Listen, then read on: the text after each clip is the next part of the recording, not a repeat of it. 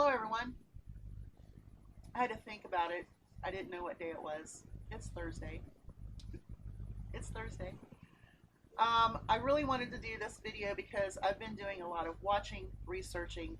I've been on the phone with representatives from our government in Indiana. I've talked to many people, um, and I've watched a lot of videos. First thing is number one, some of the prepper channels are actually just being absolutely insane about how this whole thing is going to end. No one knows how this is going to end. I would never tell anyone not to be prepared, but I'm not going to tell people, well, you need to think that the world is going to end and you're going to be stuck and you're not going to have anything, because I don't see that. Yes, it is a worldwide crisis. Yes, the economy is at a very, very serious situation level. I mean, it is. And then you have these promises of stimulus checks and more unemployment than you were told that you were going to get. And all of a sudden, people are like, oh, we can go spend money. Well, I'm going to tell you right now, if that's how you're taking this, you're a fool. Because number two on this whole situation is, should you spend all of that money or should you set it back just in case?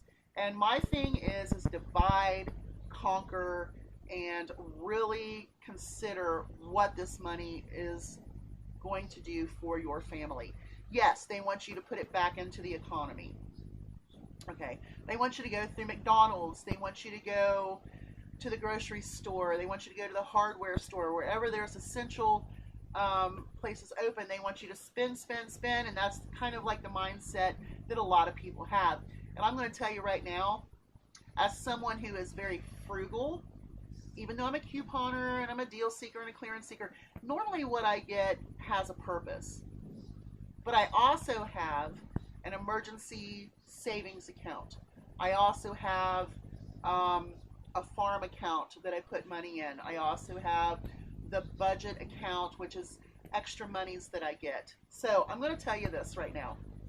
If you get this check and you're like, yeah, I'm just going to go spend it, yeah, you're a fool.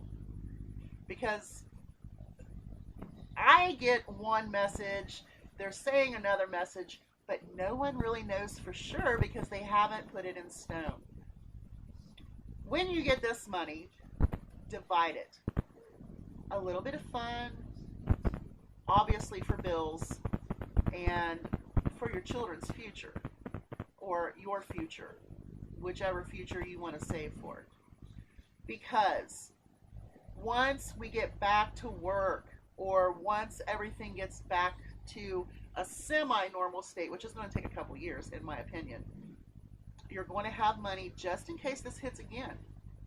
Now, you're going to get this one time, probably, and one time only. Use it wisely. Don't go out and buy 1,000 packs of corn seed, please. Don't go buy 10,000 rolls of toilet paper, please. Put some in a bank account and let that accrue a little bit of interest, and don't touch it unless you absolutely have to. And this is what I tell people every time tax season comes around. I see people just go blow money. Please don't blow money. Please don't. Buy the things that you use every single day and stock up on those first. First and foremost, stock up enough to last you, I don't know, a month, 2 months, whatever. Make sure you keep your bills paid. Number two.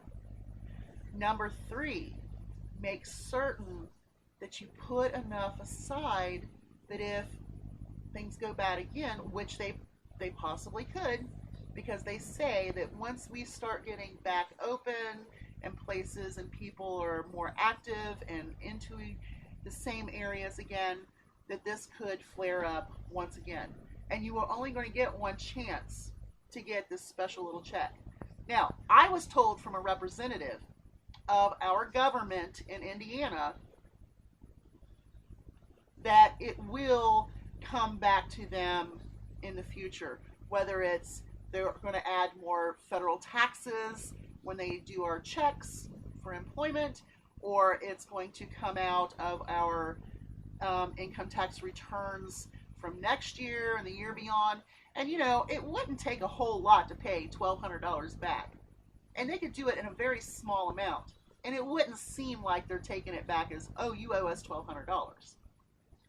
But there's always that idea in my head that was given to me by a representative who told me that yes, it's not just free money.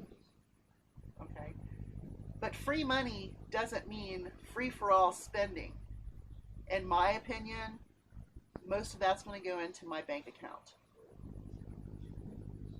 I get checks. I don't ever do anything deposit, direct deposit, except for my paycheck.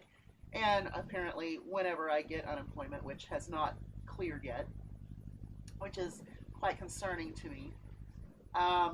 You know, I still have property taxes to pay. I've got some coming up. Well, actually, they're probably due next month and then again in October. So that's like a big lump sum of money that I'm going to have to come up with. So if you have property that you have to pay taxes on, consider this. You might want to save some of that money for that. Car tags. That's another expense yearly that we have that, you know, we kind of forget about because it's not a monthly expense. Your kids' school needs. Even though they may not be going back to school right away, if you're in Indiana, you have to buy school books. That's an expense that families have to pay for. School clothes. That's another thing. Maybe your vehicle needs repaired. So when you get this big lump sum of money and you listen to people say, oh, you need to go spend this and this and this and this and this, before you do, consider this. You only get it one time, and if this hits a second time, you might need a little money to fall back on. Just saying. I'm not trying to be doom and gloom. I'm not trying to tell you that the world is going to end, but I hear a lot of preppers do that right now. That's not what I'm saying. What I'm saying is be wise with the money that you may or may not get.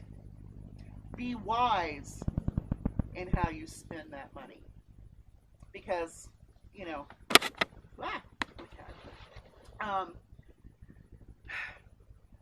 financially speaking, you should always be saving money as much as you can. And financially speaking, this little lump sum of extra money, not including your income tax, could give you a really nice bank account for emergencies such as this. And you could draw out what you need. Remember, there are things that you have to pay for yearly, and this could actually make that a lot easier instead of going and just spending. I'm just saying. I've seen a lot of different messages out there, and obviously be prepared. Obviously, you know, we take what we can when we can get it, but we should also save a little bit, or a lot in my case, because I'm not going to go out and spend a lot of money. I need a new truck, but am I going to go buy a new truck just because I have this money? No. I will go buy a new truck when I find that right deal, but I'll have that money banked for when that happens. Property tax, and if I had children in this state, school books, school clothes, something for their future, possibly get an IRA account for them. I'm just saying, don't go blow this money. That's not what it's for. Oh, that's what they want you to do. But what you need to do and what they want you to do are two different things. So whether we have to pay it back or not, it doesn't matter. Once it's in your hand, make the proper preparation for it. Save, bills, needs, and a little bit of fun. You all have a great day. Got 4 of my 5 eggs are showing that they're viable in the incubator. The one is just so thick I can't see in it. I went and looked at ducks yesterday. I am preparing for puppies.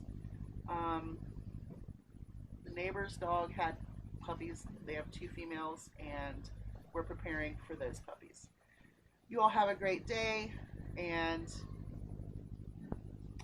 I don't know, save. That's what you need to do. Bye, y'all. Oh, there's the stir crazy husband. Hello. He is feeling better, by the way. We have guns. We have ammo. Shut up.